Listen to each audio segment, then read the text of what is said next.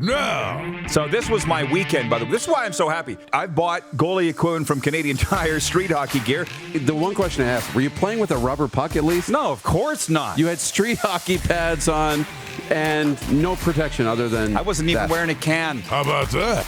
And I went, stacked my pads. I'm like, whoa, I got nothing on down here. I never thought that I would be leaving my pins.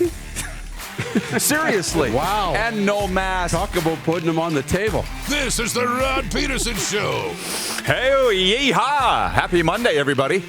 Welcome to the RP Show. It was a great winter of playing outdoor hockey, you know? Yeah. Thanks for the reminder, guys.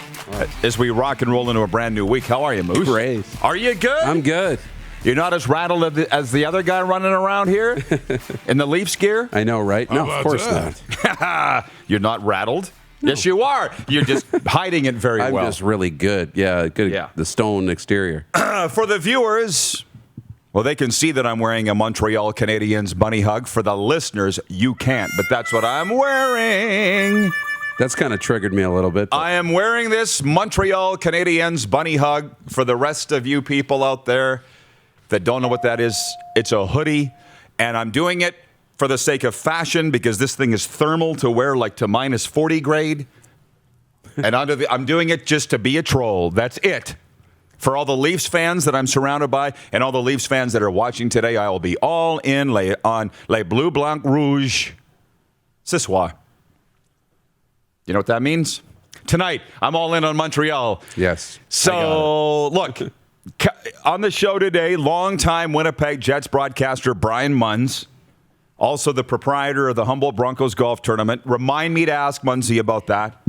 And also Saskatchewan Roughriders punter and Super Bowl champion John Ryan, Packers Seahawks alum Johnny Ryan, JR, coming up in hour two. But let's just jump into the quick six show topics, please. Thank you. This segment that we call the warm-up, and we got a brand new sponsor. I got to say good morning to Ecol Electric. The warm-up's brought to you by Ecol Electric, your complete electrical distributor with locations in Regina, Estevan, Swift Current, Yorkton, and Moose Jaw, Saskatchewan. Ecol Electric, let's get to work. So we're drinking coffee out of their mug, and we're ready to roll, and I understand that they're big fans of the show, have been for a long time. That's the way it's supposed to work. So welcome, Ecol Electric. The warm-up is for you. Leafs Habs, that's my number one point. So The news this morning is that 550 health workers are going to be allowed into the game tonight by the Leafs, the NHL, the Ontario government. So kudos there. But after they get the shots of the crowd in Scotiabank Arena, it's going to be all about the game tonight. And that's the poll question today. Who wins Game 7 for Capital Automall Universal Collision Center? I'm voting for Montreal. I actually think that they're going to win. How about you, Mr. Leaf fan? I don't know. You're in a glass cage of anxiety and emotion right now. Tell me about it. Yeah. You know, but that's what happens in the playoffs, right? It's not always about the better team winning or skill taking over. There's that X factor in the playoffs that you just can't account for, and Montreal's got it right now, and most of it's Carey Price. I mean, he's playing as well as ever, which is great. He always does in big games. So I like that. They've got a serious advantage on that end of it, and their young kids have taken over, which is awesome. So it'll be fun. You know, some adversity now with a couple of overtime losses back-to-back when you're trying to close this thing out. It's starting to feel like a playoff series, finally, and at least it will for a game. Well, you would hope that the Leafs had realized they were in a playoff series till now. I mean, when they lost and failed to close it out in Game 5, I said, I don't think they're nervous yet. They're nervous now. Have to be. And I haven't tweeted it yet, by the way. I haven't tweeted it yet, but I did put it on Instagram, the poll. So what are they saying on there? Yo, you did? Okay, thanks. On Instagram, 65% are saying Montreal wins tonight in Toronto. What are they saying on Facebook? Do you guys have a number yet? 52% Toronto. 50-50. It's that kind of night. Canada's alive. So it is 5:30, I believe. Mountain time tonight. We'll all be glued to our television set. Are we done with this? Are we moving on? We're good. Okay. Point two, I have written here in the Quick Six Show topics in big block letters, Lehner. So I thought you were going to maybe roll back the intro from last week, or the quote from last week when I said, Game 7, just start the flower in Game 7, and then whatever you're going to do next series, do what you're going to do. But just start Marc-Andre Fleury in Game 7, which they did. He played every minute for the Vegas Golden Knights against the Minnesota Wild. And then for him to start on Game 1, I was on the golf course yesterday at Deer Valley, and I saw the tweet from our friend Jesse Granger from the Athletic Vegas saying that Lehner was the first off the ice in the morning skate. Well, you know what that now means, has always meant he's going to start that night. Texted my brother. He wasn't happy because he's a Golden Knights fan too. And I said, he goes, so what's your prediction? I said, well, Colorado's going to win anyways. It's a throwaway game. And you're all saying, what do you mean there's no throwaway games in the playoffs? It probably wouldn't have mattered. Colorado was rested. Vegas was potentially worn out. It was going to be Colorado's game. Throw Lehner in there, and who knows what's going to happen? Well, we had a feeling what was going to happen. It's what exactly did happen. And he let in 2 goals in that first period that Marc-Andre Fleury would not have allowed in. They were in a hole. Vegas was not the team that we expect. Colorado goes on to rout them 7-1, and everybody's got the series written off. And I think go ahead and write off the Vegas Golden Knights. They're a team that tied Colorado in the regular season. Tied them. Looked them right in the eye. In the big game at the end, they lost 2-1 to Colorado. Last night was not a 2-1 game. Last night was a track meet. So Vegas wasn't necessarily prepared. They went from the defensive juggernaut of Minnesota to this fastest team in the NHL to Colorado, and they were on their heels all night. The one McKinnon goal showed that. Where he just, went into Mach 3 mode and, okay, we're in a series. Is kind of what Vegas is saying. It's not over.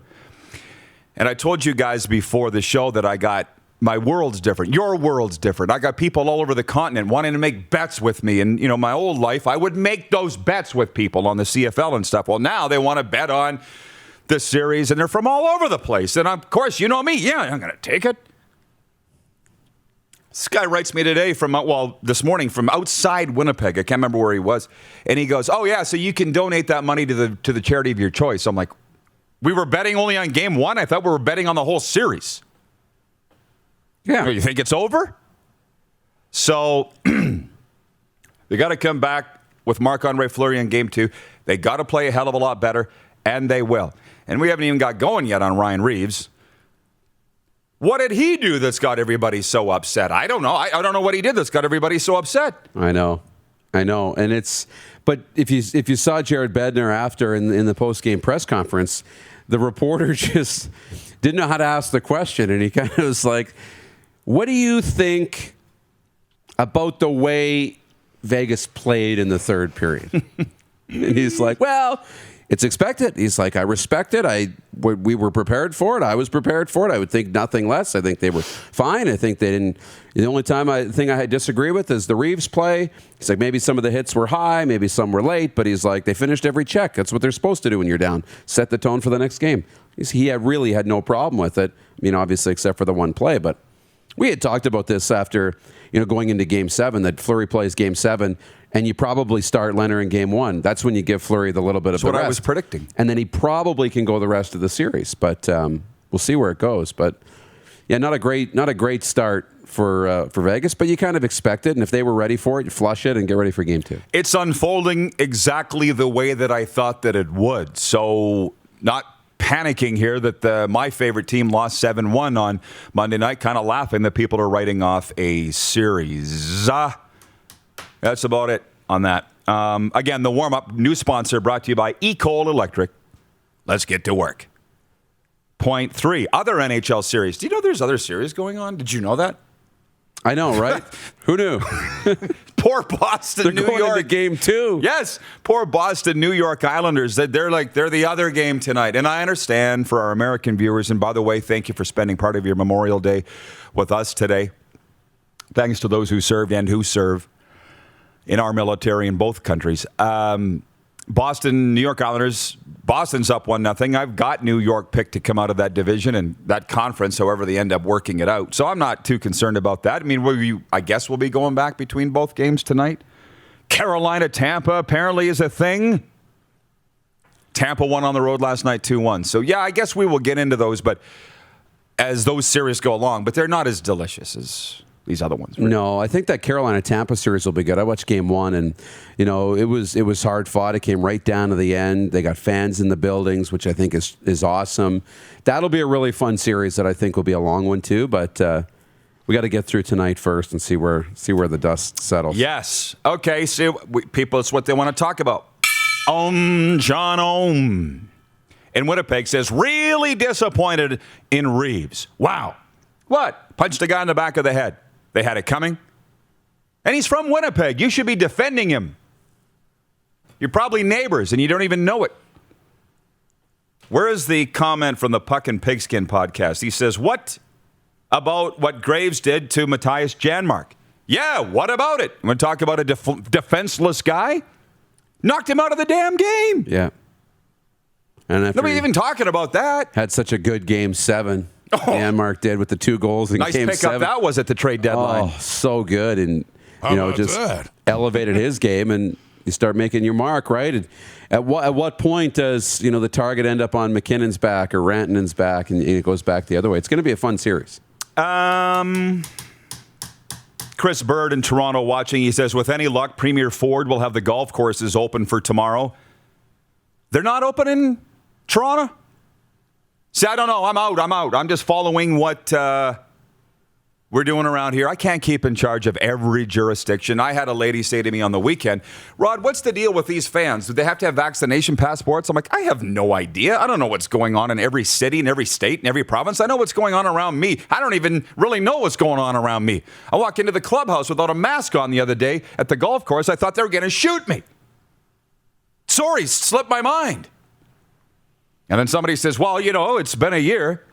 Hasn't been a year that we've had to wear a mask in public. Yeah, it's been over a year of a pandemic, but not a mandatory mask mandate. So sorry.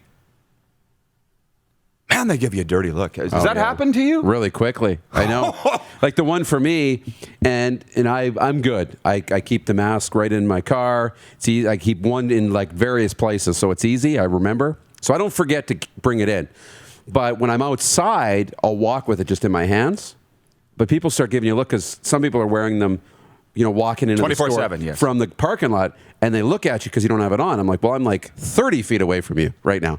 But then I put it on and be respectful and wear it into the store. But if you don't get it on right away, yeah. This has brought the worst out in people. Not the best. Travis Rosebrook watching. He says the hit on Janmark was finished 0.67 seconds after he got rid of the puck. Is that considered late or dirty? Go back and watch it again. He already had a teammate hitting Janmark. Why do you got to go in and run him? And he wasn't. He was admiring. He was looking up. Whang! He was defenseless. Yeah, I thought it was late. Shocking. Says the Golden Knights. Yeah, exactly.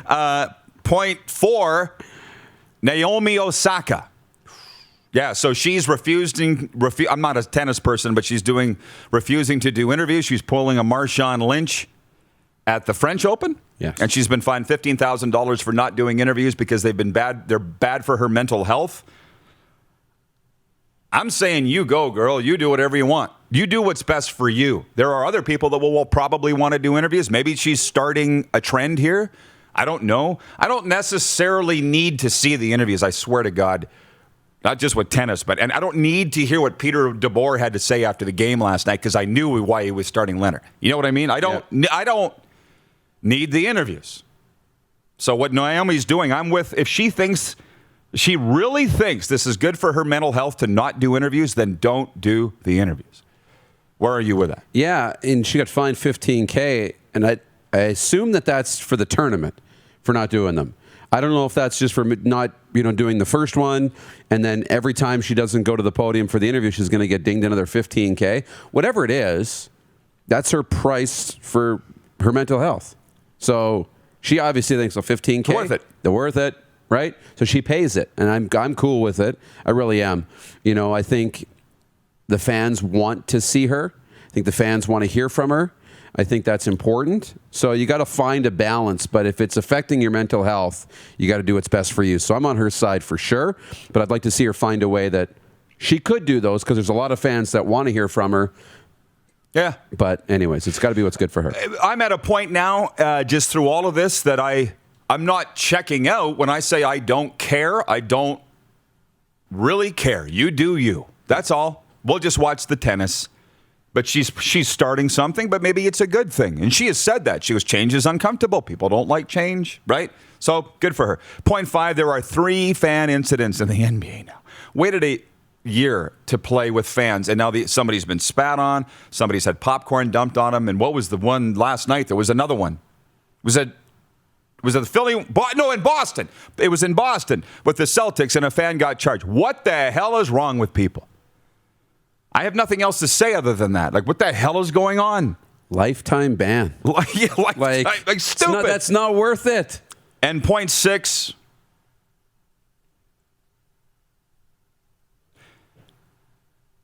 Our intern, Rachel, she's up and awake. She's watching the show. You see this? No. She says, Lehner isn't why Vegas lost. They were coming off a tough 7-game series, and the Avs sitting, waiting a week, well rested. You think Robin Lehner wasn't? What? They were all bad. But go back and watch the goals. Come on. And point 6, CFL, and I'm a Lehner fan. Be reasonable. You're just down on Fleury for whatever reason. Point 6, CFL return. We'll talk about that later because we're out of time. But it's going to be awesome. I mean, when I say, I think I put it very eloquently in my column on Sunday. My walls are up. That's all. I'm not a Debbie Downer. I'm not a hater. I want the CFL to play. I know there's a lot of significant hurdles. I had coaches calling me yesterday going, Rod, what do you think about this? What do you think about this? Again, I'm praying that everything stays on track and they play. Because it'll be great for this show. Because guess what? Who else is going to be talking CFL football in the daytime or in this country in the nighttime or morning time either? We will be the only place talking CFL football when they get back to playing. So let me just say, I want them to play. And it's going to be awesome. That's all I have to say on that. So get it done. The warm-up is brought to you by E-Coal Electric. Let's get to work. Munsey joins us next. John Ryan coming up in hour 2. You're watching the RP Show on Game Plus Television Network across all 10 provinces and 31 states. Live daily on YouTube and Facebook. And 24-hour sports radio for Suds Full Service Car Wash at rodpedersen.com. You're watching Rod Pedersen On Demand. For more of The Rod Pedersen Show, visit rodpedersen.com or follow Rod Pedersen on social media.